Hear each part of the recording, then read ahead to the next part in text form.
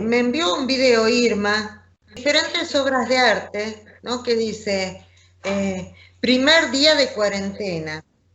Está una mujer sentada en un... Son fotos de pinturas, ¿no? La segunda es que está, la segunda semana, y la última está tirada, desparramada.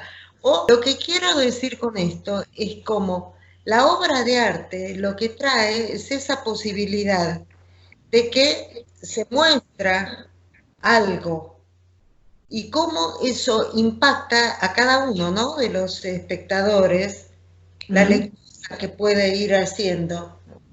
Me parece muy interesante de leer. Recién estamos trabajando en la radio que Luis trae el tema del Eternauta. El tema de, perdón, no te escuché. El Eternauta. La serie esta que, no esta serie, la invasión, ¿no? De unos copos que son radioactivos, no sé qué diablos son. Y entonces, hablábamos desde ahí, desde el silencio, y ya lo relacionamos con el silencio acá en la ciudad, ¿no? Por esta de la cuarentena, y ya nos fuimos al silencio cuando fue el terremoto, en mi caso fue en el 17, y Luis vivió el del 85 tan terrible, justamente el mismo día, ¿no? O sea, cómo las marcas de uno hacen que uno pueda ir leyendo lo que se está viendo, o la obra de arte, o la realidad, ¿no? O sea, como uno lo lee desde otro lugar, ¿no? Claro que todo tiene que ver. En la obra de arte es eso, ¿no? Cuando vos ves un cuadro o lees un libro, o escuchás música, lo que sea que hagas, si a vos te pega de un modo y a mí me pega de otro, porque depende de qué fibra te esté tocando esa obra de arte, ¿no? Creo que es así. No. Claro, porque no siempre se decía qué quiso de transmitir el artista, ¿no? Y en realidad, bueno, no sé qué quiso transmitir cada uno, pero ¿cómo a cada uno? ¿Por qué cada uno es en un lugar distinto, no? Sí, es como que cada obra es tantas obras como espectadores tenga, porque cada uno las ve diferente. Yo no creo que haya, digamos, hay obras que son universales, pero porque son universales porque a todo el mundo le pegan en algún lugar, que seguramente no es el mismo. Pero son las clásicas, digamos, las que, sí, como las que tomó Freud cuando empezó con toda su historia, ¿no? Lo de Edipo, bueno, porque él se preguntaba eso, ¿no? Si no me equivoco, se preguntaba por qué Edipo, esa obra le pegaba a toda la humanidad. ¿Cómo lo piensan, lo de la obra esta, querido papá? Pensé en esa, los reúne la muerte de qué padre, imaginario, para cada uno, para ese hijo mayor que era, bueno, seguramente lo que pensaba de ese padre, ¿no? Él queriendo ser único hijo y el lugar que tenía cada uno, y cómo ese padre había marcado o había dejado determinadas huellas que me parece que se transforma en un padre simbólico con la muerte de ese padre, ¿no? Cuando ellos descubren todo lo que es el padre como había transmitido como herencia. Cuando les mandó las cartas, ¿no? Cuando les mandó las cartas, lo que les había aquí, estos honrados y demás, y frente a la muerte del padre me parece simbólico, y bueno, tuve esa sensación, ¿no? De cómo son las marcas que ha dejado cada uno. ¿Qué marcas dejó en cada uno, ¿no? De cada hijo. Me quedó la intriga que ese padre se suicida, ¿no? Bien. ¿Y vos, Irmi, qué pensaste? Yo lo pensé desde el lugar de claro, ves como ahí está lo que a cada uno le pega, ¿no? Desde el lugar de un padre ausente, presente a través solo de la palabra escrita, que sería un poco lo simbólico que está diciendo Elsa, solo está presente a través de la palabra escrita, y hay un solo momento en el que hay una presencia física del padre, que es cuando le regala el perrito a una de sus hijas, por lo menos en el relato de ella, el recuerdo que ella tiene de su padre regalándole un perrito, pareciera ser el único momento donde hay un contacto más allá de la palabra escrita, ¿no? Y que a raíz de lo que dice Elsa, estaba pensando esto de que es un padre simbólico, que se convierte en padre simbólico aún antes de morir. No necesita morirse para ser un padre simbólico, ¿no? Eso claro, es lo pero que... como... No, Sí. perdón. No, eso en el momento de morir, porque en realidad para ellos seguía siendo, me parecía, un padre imaginario, y la muerte real del padre los convoca, porque ellos cambian totalmente la actitud, ¿no? Para ese padre, ¿no? Para uno era, como vos decís, la presencia con un animalito, para el otro parecía un indiferente, total, interesado absolutamente nada. Y me parecía eso, ¿no? Como, bueno, por eso se dio la muerte real, pero que para ellos me parece que se transformó ahí en un tipo de lujo. Pasan a tomar cuerpo esos ideales, ¿no? El padre había dejado en ellos. Ok.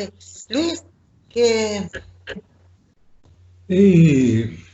Es interesante, pero lo que no me cierra es la postura del hijo médico, que estaba muy molesto, muy crítico, mucho reclamo, y que al final de la noche a la mañana cambia su criterio respecto al padre, ¿no? Es lo que no me cierra, ¿no? Vieron las cartas del padre, me imagino los dibujos de los hijos, todo ese tipo de recuerdos tan hermosos, pero de repente ese hijo cambia su criterio, pero increíble, y sucede que es el héroe de la película El Padre, ¿no? No me parece que haya mucha autocrítica, sabiendo que los padres somos bastante fallidos, ¿no? ¿Sabés qué pensé yo con respecto a eso, Luis? Yo pensé que en un momento este hijo, el médico, se da cuenta de que él es médico por el padre. O sea, me parece que todos, ahí no aparece la figura de la madre, ¿no? Que evidentemente es la que sostuvo toda la situación, digamos, de los hijos, del crecimiento y demás, se ocupó de que ellos, bueno, estuvieran vivos, digamos, por decirlo de algún modo. Pero el que los motiva para ser lo que son es el padre, la palabra del padre. A mí me parece que eso es lo que él termina reconociendo finalmente, ¿no? Que ese padre ausente, presente a través solamente de la palabra escrita, de sus ideas, y como un padre con ideas revolucionarias o anarquistas, o bueno, así muy, muy revolucionarias, es el que lo hace ser quien él es. A mí me pareció, yo lo pensé así. Pero él hace el reclamo, le hace el reclamo al padre de ese mandato, ¿no? Que lo obligó a estudiar medicina, lo obligó a ser médico, sin considerar lo que él quería, ¿no? Sin tomar el sentir de los hijos, ¿no? Está bien, era un padre libertario, izquierda, y bueno, pero él está muy molesto por ese mandato y haber estudiado medicina, ¿no? Sí. Sí, yo la verdad es que no lo pensé así, no lo pensé como un mandato claro, pero creo que tenés razón. No pesqué o no reparé en eso de que era un mandato del padre el hecho de que él fuera médico. O la otra hermana ama de casa, o la otra, no sé, periodista, no me acuerdo qué profesión tiene una de ellas. Yo no lo entendí como que eran mandatos del padre, la elección de la carrera, digamos, o de la vida de cada uno. Yo entendí que eran elecciones propias a partir de las ideas del padre. No sé si no lo entendí mal, probablemente. Ahí es donde me parece que la historia se rompe, se corta, ¿no? Porque pues, entendemos a un padre que a los hijos los ve con ojos de libertad, de que puedan, de independencia, que puedan hacer lo que desean, y este hijo pues no lo baja de padre de mierda, ¿no? Un reclamo muy fuerte, ¿no? Y de repente, al final ya también se convierte en el ídolo el padre de este muchacho, ¿no? Digo muchacho porque para mí es un capullo.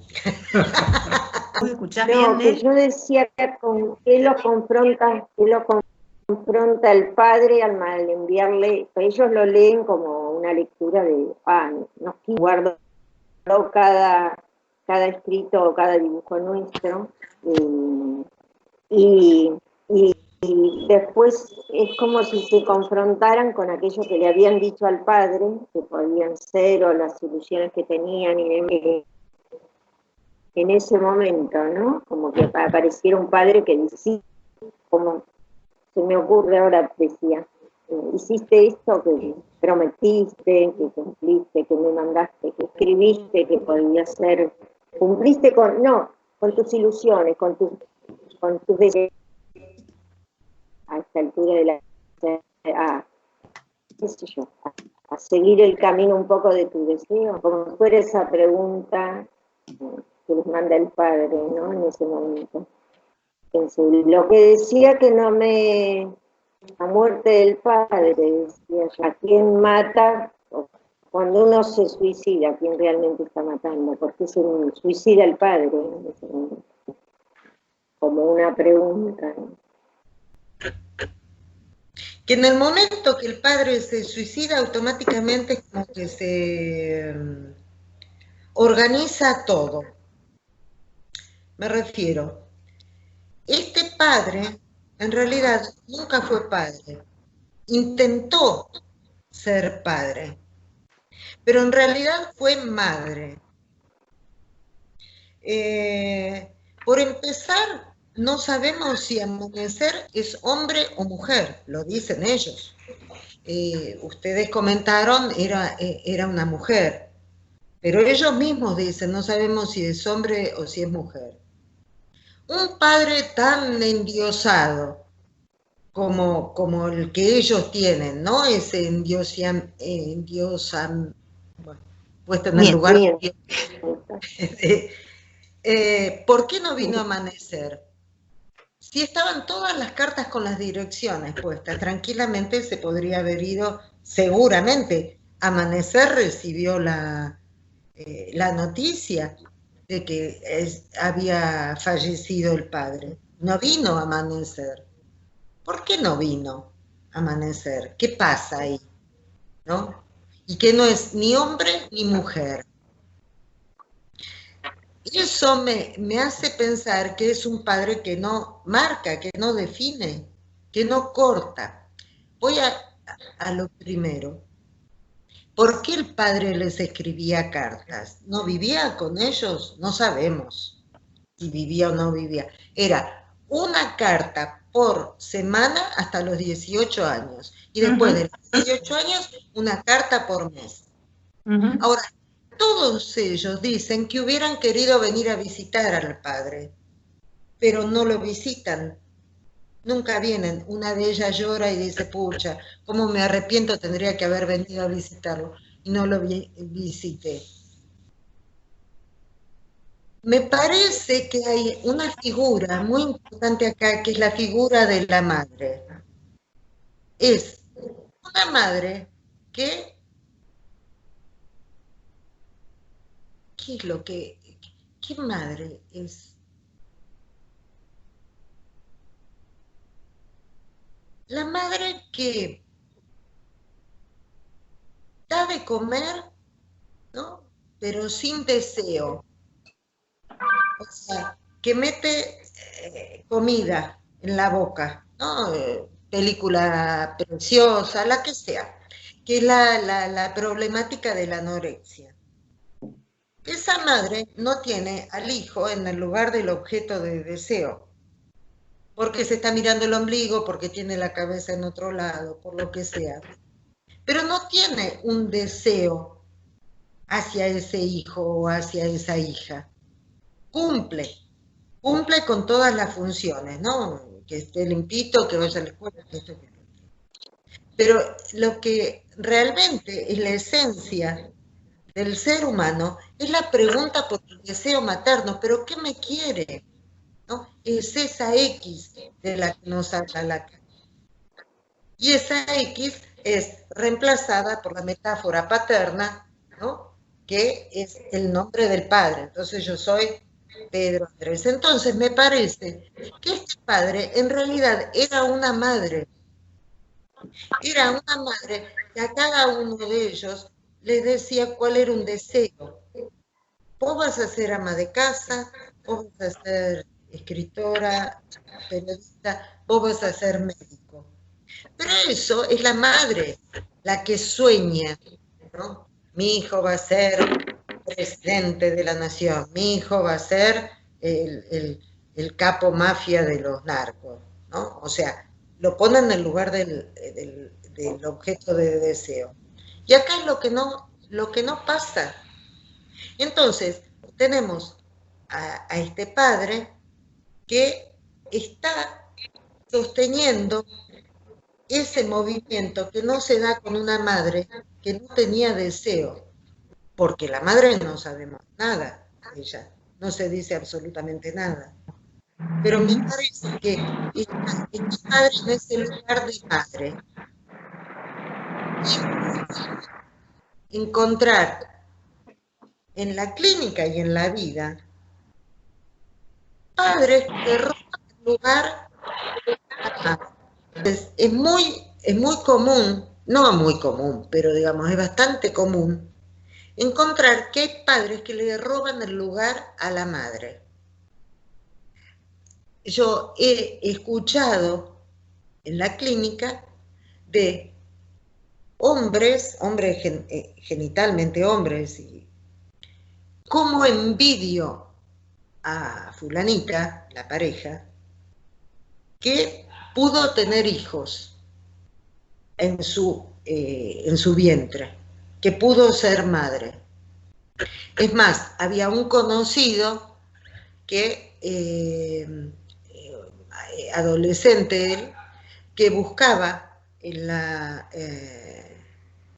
que era, tenía tendencia, él sabía que era homosexual, todo bien, no es que había problema en la familia, rechazo, nada, no, él era declarado, estaba aceptado todo que él era homosexual, pero el gran deseo de su vida él era lograr con la ciencia la posibilidad de quedar embarazado, de tener un hijo, ¿te acuerdas? Ese era lo que buscaba, ¿no? Que iba a investigar, estudiar y trabajar y no sé qué para lograr eso. Entonces, hay, a veces, me parece que este es el caso, de este padre que está en el lugar de la madre en cuanto al deseo que les va proveyendo a cada uno de sus hijos, y que el tema de las cartas es muy importante porque es el tema de la letra, es lo que realmente marca. La letra, letra, o sea, la letra que se escribe, la A, la B, el alfabeto. Ahora estoy, hoy voy a subir algo de la música, muy interesante, de un psicoanalista. La letra está en el borde de lo real y lo simbólico. Es el primer enganche que desde lo real nos marca. Es esa marca, son esos signos perceptuales de los que habla Freud.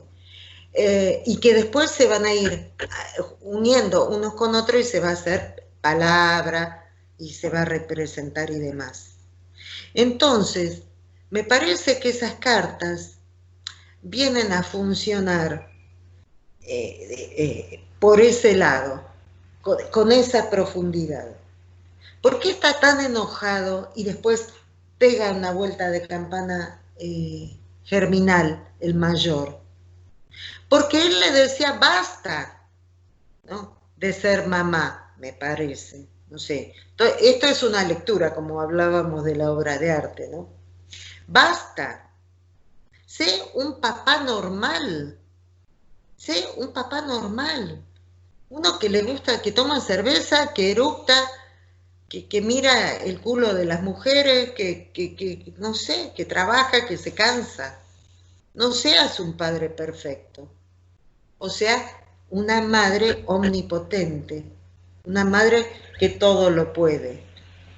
Me parece que es esa la queja. Y que cuando este hombre se mata, porque él se mata, no es que cruzó la calle y lo atropelló un auto, él se mata. O sea, ahí muestra la falta. Ahí, al matarse, él está mostrando que era todo un armado, toda una cosa ficticia, y está mostrando la falta. Entonces ahí sí deviene este padre simbólico. Es como el aprecup, ¿no? O sea, para atrás se organiza todo. Automáticamente todas esas cartas, todos esos lugares, todo eso se organizó. Porque como decía Luis, qué lindo, ¿no?, que un padre guarde los recuerdos. Yo tengo los recuerdos de los cuadernos de mis hijos, Luis tiene recuerdos de sus hijos cuando eran chiquitos, fotos, y uno los mira con una ternura, los mira con un cariño, todo eso, ¿no? Que es lindo eso es realmente lindo. ¿Y por qué estaba tan enojado Germinal? Bueno, creo que estaba enojado por eso, dejá de ser la mamá omnipotente y hacer lo que tenés que hacer. O sea, ya basta, ¿no? Mostrar la falta. Un padre que se tiene que castrar. O sea, lo que decía Beta, tiene que devenir padre muerto. No sé, lo que se me ocurre.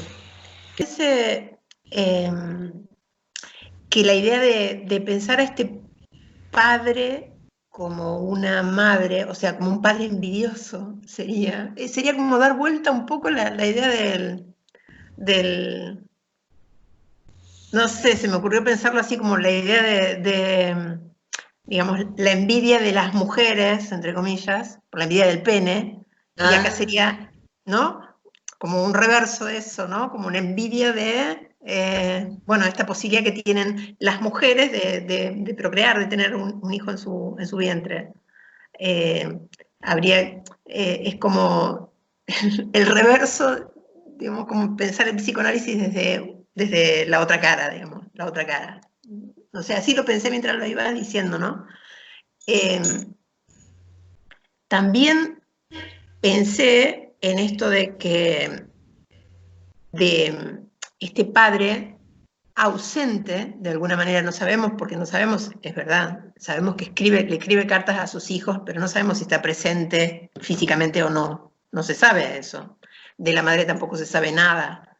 Pero este hombre está presente del modo en que puede estar presente. Quizás ahí hay una cuestión de no tener un lugar y utilizar el único lugar posible para él, que es el de la palabra escrita. A lo mejor, no sé, eso estaba pensando, ¿no? A lo mejor al revés, había una madre demasiado presente que no le daba lugar al padre, ¿no?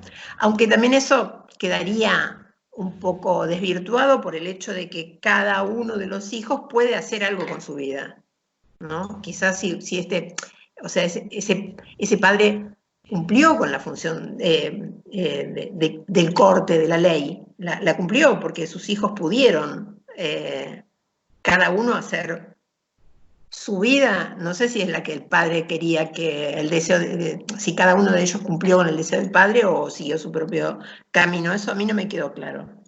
Si él en las cartas eso realmente no me quedó claro, que no lo vi así, mejor dicho, no lo sentí así, que el padre en las cartas les marcaba un camino, sino que el padre en las cartas lo que le mostraba era un espíritu, su espíritu revolucionario, y era, eso sí, creo que era lo que les quería transmitir a sus hijos.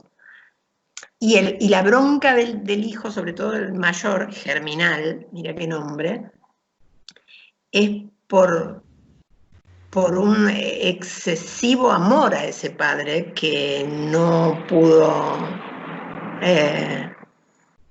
o sea, un padre que no pudo, ¿cómo decir? No lo pudo tocar, no lo pudo acariciar, no lo pudo tener.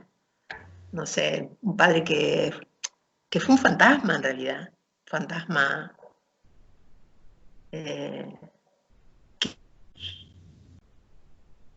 Cómo era ese padre, qué sé yo, a partir de lo que escribía. No, bueno, no sé, es un poco divague, pero es lo que me despertó ver la obra y me despertó lo que vos comentabas, tu lectura, digamos. En relación a las películas, hay una que vi el otro día, una película española, que se llama La trinchera infinita, y que tiene que ver exactamente con esto, con la idea de un padre que no está. Parece que una de las claves es el suicidio del padre, ¿no? Este pasaje al acto, ¿no? Tiene que haber una causa muy fuerte para que se haya suicidado, ¿no? Yo lo vinculo al abandono de los hijos, ¿no? Que ha de haber sido su propio abandono de él. Y que por ahí no lo soportó, abandona a los hijos y se suicida, ¿no? Sí, y también, sí, ¿no? O sea, sí, correcto, acuerdo con eso. Pero también pensaba en esto de que ya basta de fingir, ¿no? O sea, ya hay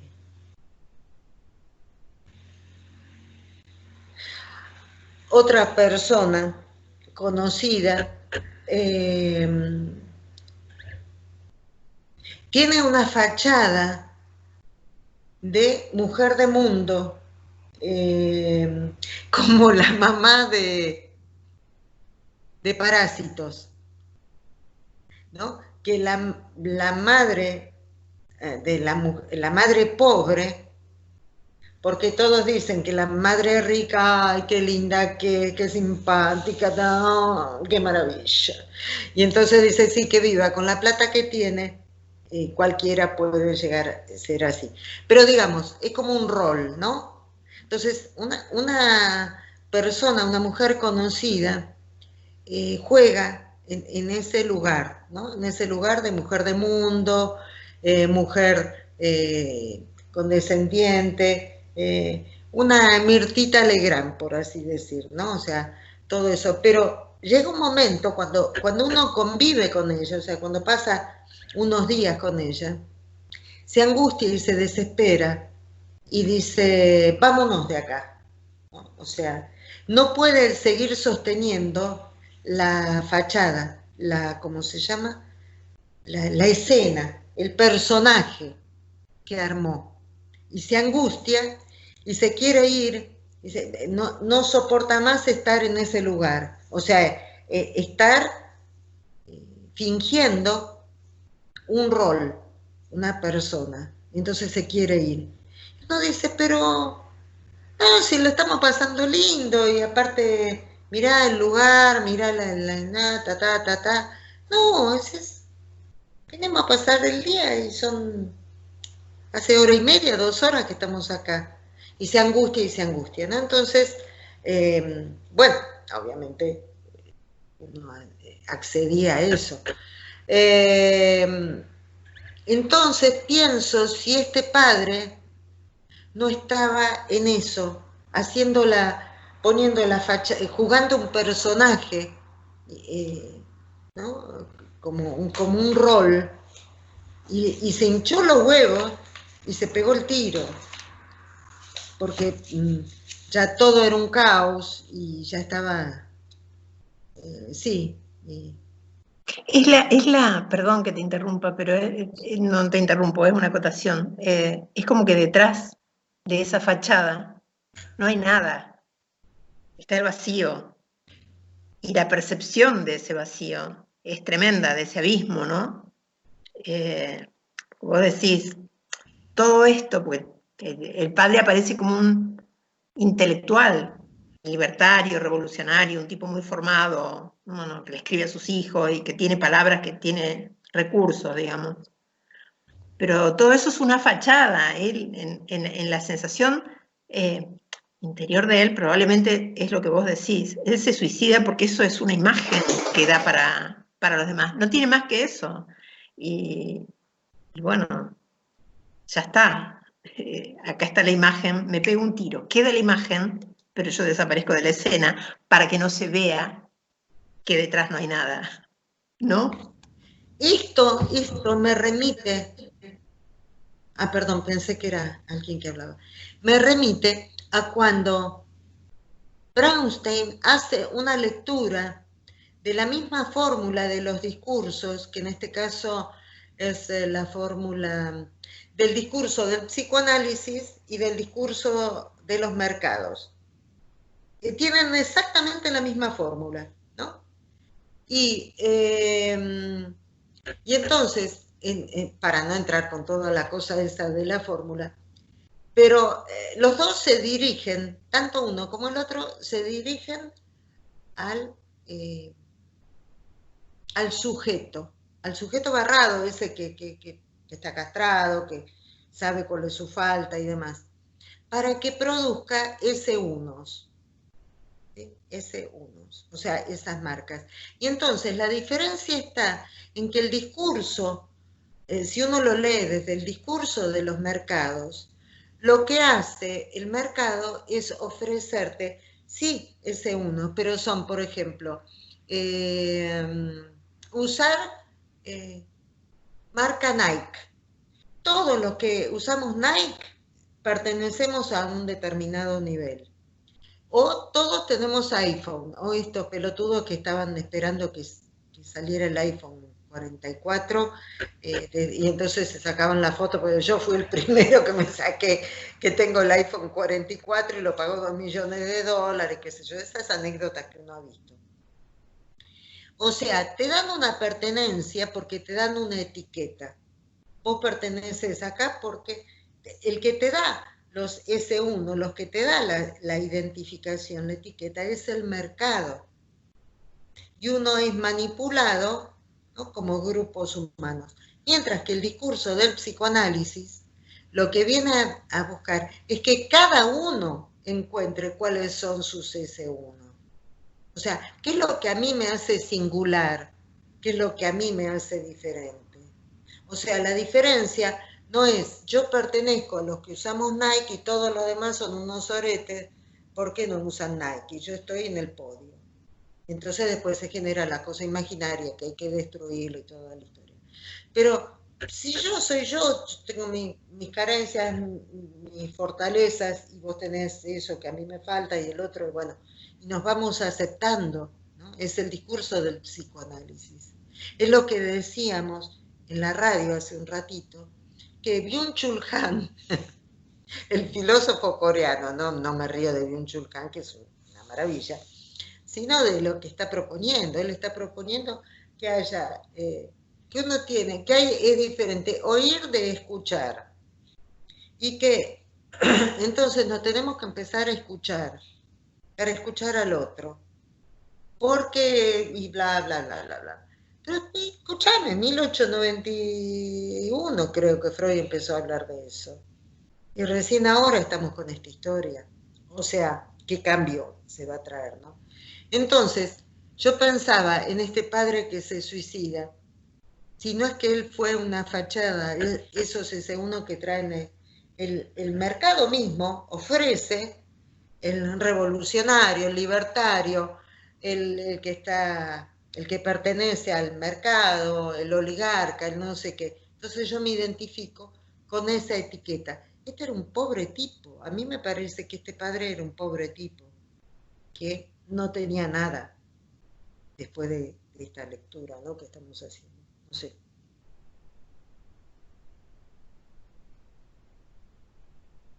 Y huye, ¿no? Sí. Qué ególatra, ¿no? No, Irma, abrí el micrófono. Ah, no, que no escuché lo que dijo Luis. Y huye. Ah, ok. Ahora, qué narciso, qué ególatra, ¿no? Porque, ¿por qué no mostrar la falta con los hijos? ¿Por qué no? Por algo los hijos no iban a visitarlo. Porque era el dueño de la verdad. Todo lo... Ay, ¿de quién era que yo pensaba eso? ¿Era una película o era un...? Sí, porque estamos viendo, con Luis estamos volviendo a ver que está en YouTube vulnerables. O sea, uno en YouTube pone... ¿Qué pone? Vulnerables. Vulnerables, capítulo 1 y qué sé yo qué es. Bueno, el padre del muchachito que es adicto. Gonzalo es el personaje. Ese padre que todo lo sabe, tiene respuesta para todo.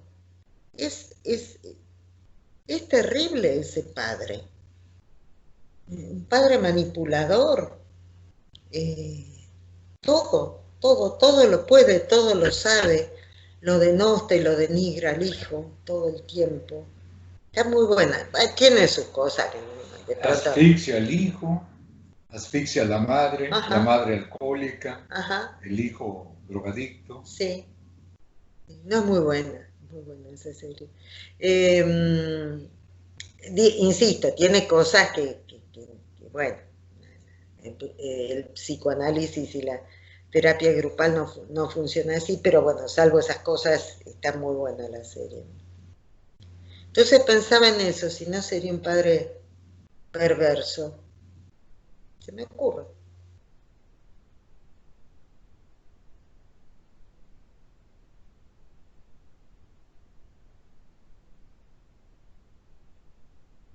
Yo yo no lo veo como un padre perverso, lo veo como un padre débil, al revés, con una poca valoración de sí mismo, y por eso no se muestra, no se deja ver, quizás.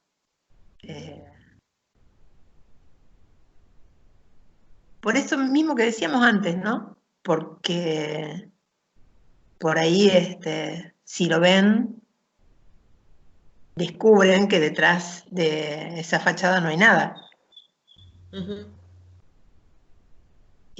Claro, como el ejemplo que dabas, Nelita, de una persona que podía estar un momento porque no podía mantener, ¿no? Como el ejemplo que dabas antes.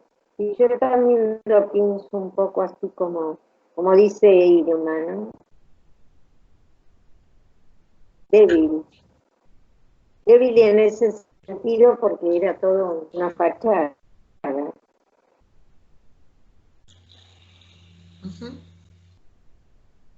Sí. Interesante. Bueno el ejercicio, ¿no? Sí, me encanta. Pedrito. Aquí estoy. Ándele, ándele, dígale, dígale. ¿Cómo le empezaré?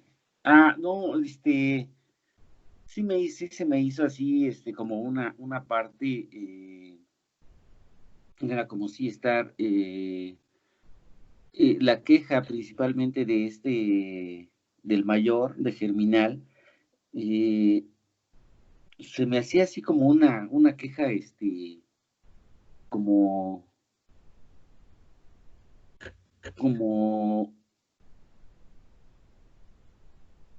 bueno, más bien la cuestión de la herencia, ¿no? De la herencia, de dejarles, ¿qué van a hacer ustedes, no? Considero al otro, que no sé cómo, no me acuerdo su nombre, que dice qué herencia deja, qué herencia, ¿no? Nos deja. Y realmente pues por eso yo creo que la escena, la última escena, como se quedan desconcertados si realmente cumplieron si realmente cumplieron su deseo o no. A pesar, bueno, ya son adultos, pero se quedan en esa parte donde si realmente cumplieron su deseo, lo que ellos querían, ¿no? Como es que esta parte donde pues en las cartas muestra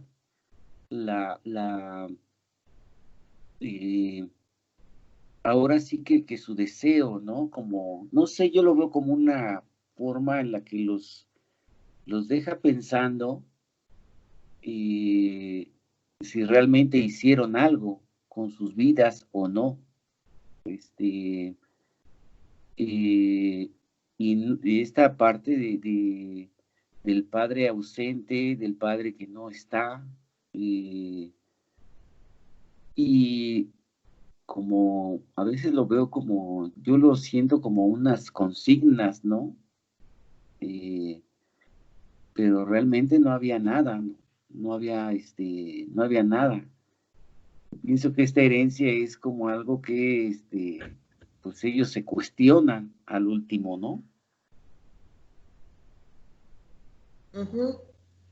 La pregunta por el padre, exactamente, ¿no? Esa pregunta por el padre. Me parece muy interesante lo que plantea Pedro, que es un lugar desde donde no lo analizamos a la obra, que es desde la herencia. Claro. Es otro lugar para pensarlo, rico, ¿no? ¿Qué dejó este padre como herencia? Y preguntarse a partir de ahí 1000 preguntas. Sí, me parece muy interesante. Bueno, eso quería decir. Me parecía que la herencia era lo que les transmitió. Me parecía que la herencia era esto, háganse cargo, ¿no? ¿Qué hicieron? Era un poco lo que decía Pedro. A partir de ahora. Pero bueno, lo voy a editar. Me comentaban de una familia que el padre, o sea, existe la posibilidad de poder organizar todos los bienes que este padre va a dejar, o sea, con los herederos. Nunca quiere saber nada, pero no estamos hablando cuando los padres creían que los iban a desheredar, el típico fantasma ese, ¿no? O sea, que existía la posibilidad de poder organizar todo eso y dejarlo ya todo clarito para que el día de mañana, cuando no estuvieran esos padres, ya los herederos pudieran tener todo organizado. No lo hacen. Es más, eso funde en, ¿cómo se llama? Entre todos esos hermanos, hacen como un encuentro y deciden, hacen un pacto siniestro que ninguno de ellos va a hacer eso para los herederos. Y estamos hablando de gente que no es que tenía 900 años y entonces los iban a... No, estamos hablando de esos padres que eran jóvenes y que podrían haberse asesorado por abogados, que le dijeran, sí, es correcto lo que estos hijos, es correcto, ¿no? Y le saca de encima, bueno, todo un quilombo. Ahora, andando el tiempo, resulta ser que digamos, de esta familia, ¿no? Este padre se hizo cargo de los hermanos de los padres, de su propio padre, su propia madre, los nominó, les armó un camino en la vida, ¿no?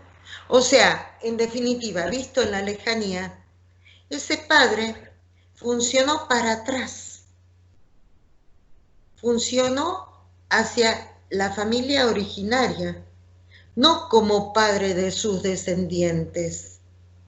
No funcionó como un padre, ¿cómo se llama?, con una deuda simbólica, porque él recibió, digamos, él fue arrancado de la naturaleza y metido en la cultura, y que eso lo tienen que devolver hacia las generaciones venideras.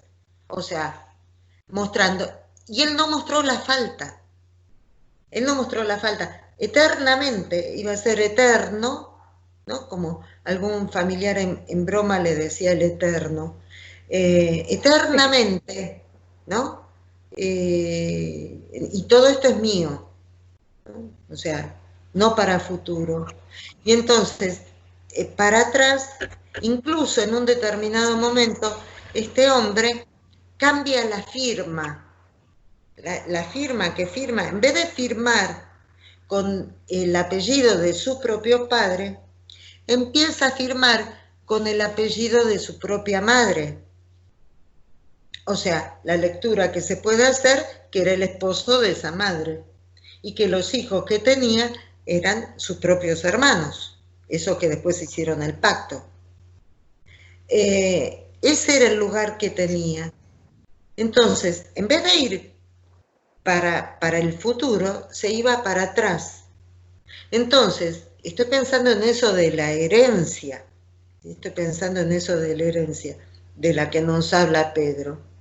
Y digo, ¿no será este padre, el padre de Germinal, este señor, el que se murió, el padre, querido papá, ¿no será algo por el estilo? Lo estoy tirando a la mesa, ¿no? Para pensar, ¿no? Lo que recupera Irma y que pone sobre el tapete Pedro, ¿no?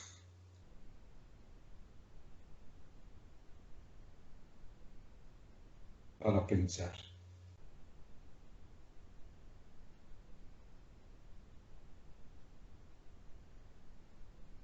Algo que yo encontré en México, que no es acá, que es que en México, acá indefectiblemente se hereda, o sea, los bienes de alguien cuando fallece, lo heredan sus hijos, o sea, así por ley, digamos. Mientras que en México lo que yo encontré es lo de las películas, que me causa mucha gracia, lo del testamento, o sea, que le puedo dejar a fulano, pero no a perengano, ¿no? O sea, yo decido y demás.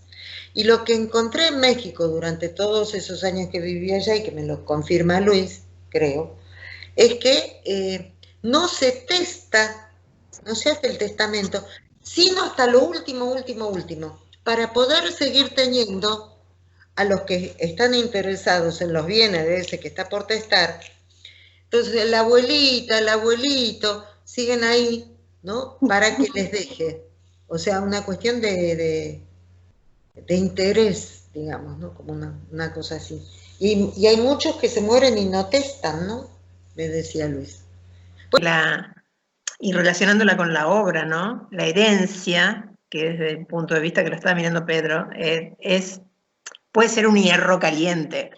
O sea, algo que, digamos, un padre le deja a sus hijos como pensándolo desde el lugar de que le deja a sus hijos algo para su bienestar, desde el punto de vista del padre, para los hijos termina siendo algo insoportable, ¿no? Que me parece que en relación con la obra, papá querido, esto es lo que, si lo miramos desde ese lugar, desde una herencia, esa herencia resulta algo insoportable. Por lo menos para... Viejo de mierda, decía Germín. Claro, sobre todo para Germinal, que es el que lleva la voz cantante en ese sentido, ¿no? Otros están como un paso más atrás, digamos, no sé, eso es lo que se me ocurrió. A partir de la herencia. No como engañados, como, ¿cómo se llama esto? Cuando encantados, ¿no? ¿O qué es lo que uno puede hacer con el deseo del otro?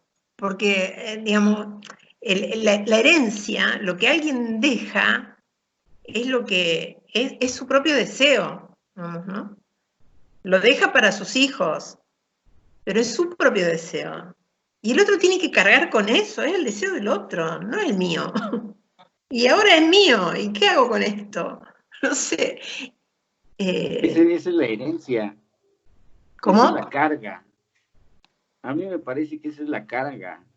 Esa es la herencia que deja, esa carga.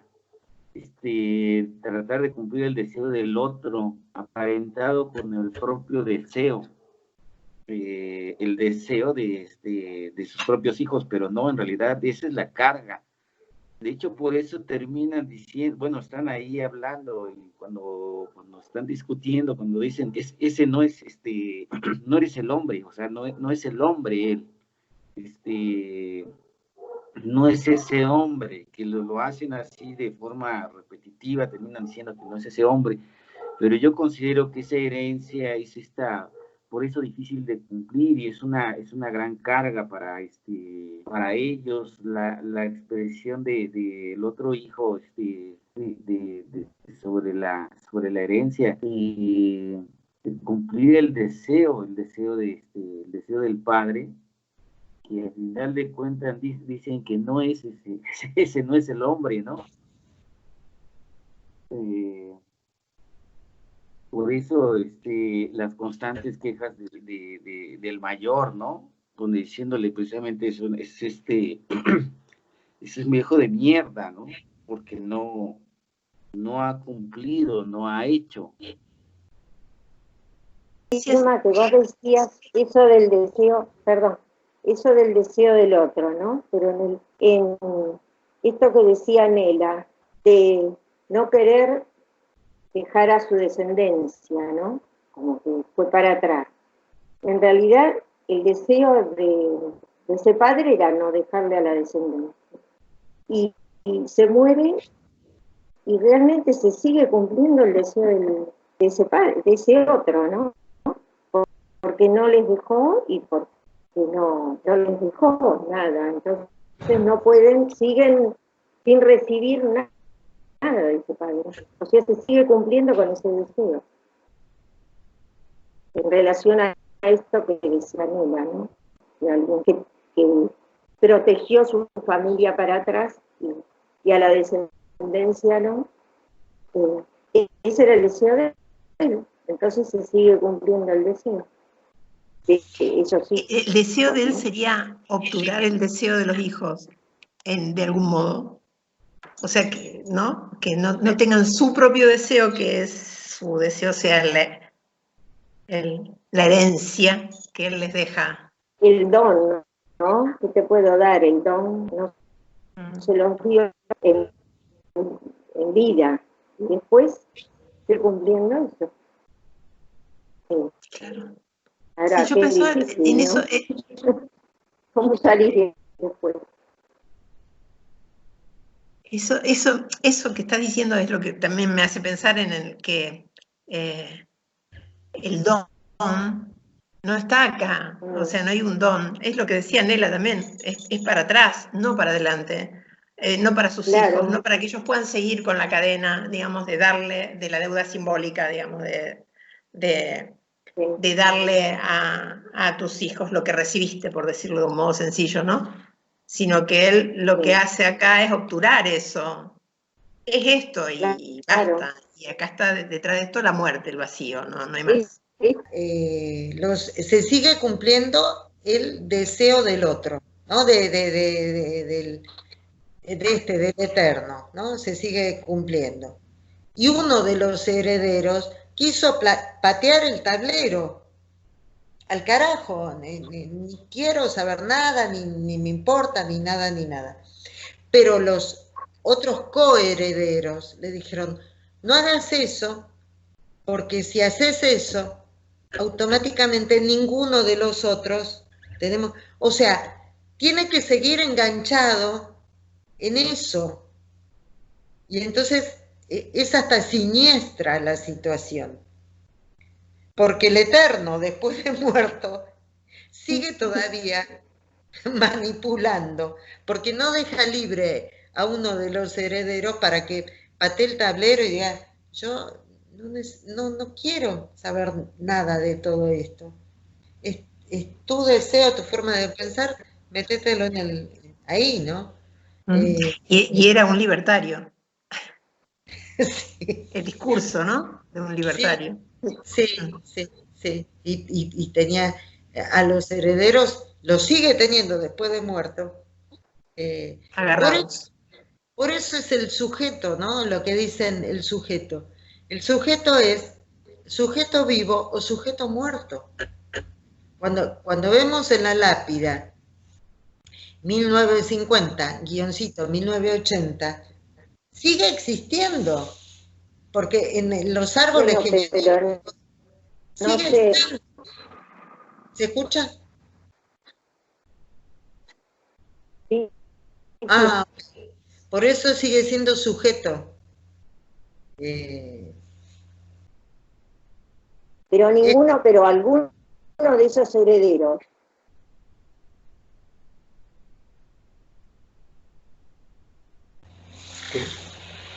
Yo no te escuché, Elsa. No, se congeló, Beta. No, digo si alguno de los herederos no se apropió. Sí, o sea, aparece ya la rapiña, ¿no? Aparece la cuestión de la rapiña. Aparece la rapiña. Ahora sí, tengo que cortar el coso la grabación.